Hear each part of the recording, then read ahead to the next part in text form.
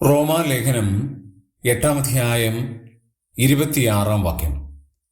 അവണ്ണം തന്നെ ആത്മാവ് നമ്മുടെ ബലഹീനതയ്ക്ക് തുണ നിൽക്കുന്നു. വേണ്ടും പോലെ പ്രാർത്ഥിക്കേണ്ടത് എന്ത് എന്ന് നാം അറിയുന്നില്ലല്ലോ. ആത്മാവ് തന്നെ ഉച്ചരിച്ചുകൂടാത്ത ഞരക്കങ്ങളാൽ നമുക്ക് വേണ്ടി പക്ഷപാതം ചെയ്യുന്നു. നാം പ്രാർത്ഥിക്കുമ്പോൾ സ്വർഗത്തിലെ ദൈവം നമ്മുടെ പ്രാർത്ഥന കേൾക്കുന്നു. നാം നിലവിളിക്കുമ്പോൾ സ്വർഗത്തിലെ ദൈവം നമുക്ക് വേണ്ടി ചെവി തുറന്നിരിക്കുന്നു. എന്നാൽ ഇവിടെ റോമാലേഖന കർത്താവായ അപ്പോസ്തലനായ പൗലോസ് പറയുന്നത് ആത്മാവ് നമ്മുടെ ബലഹീനതയ്ക്ക് തുണ നിൽക്കുന്നു.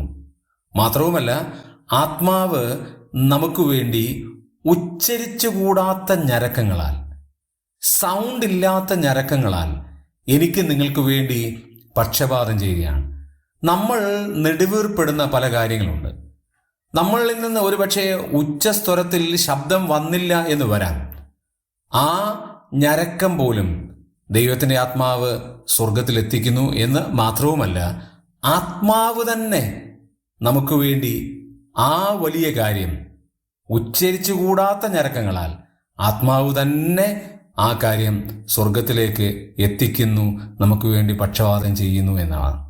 ആകയാൽ നമ്മുടെ ഏത് വിഷമവും, നമ്മുടെ ഉള്ളിൽ പറയുന്ന സങ്കടങ്ങൾ പോലും സ്വർഗത്തിലെ ദൈവം കേൾക്കുന്നു എന്നുള്ളതിൻ്റെ ഏറ്റവും വലിയ ഉറപ്പാണ്. ആകയാൽ ആത്മാവ് നമുക്ക് വേണ്ടി പക്ഷപാതം ചെയ്യുന്ന ആ വലിയ കൃപ നമ്മൾ അറിഞ്ഞുകൊണ്ട് കർത്താവിന് വേണ്ടി നമുക്ക് ജീവിക്കാം.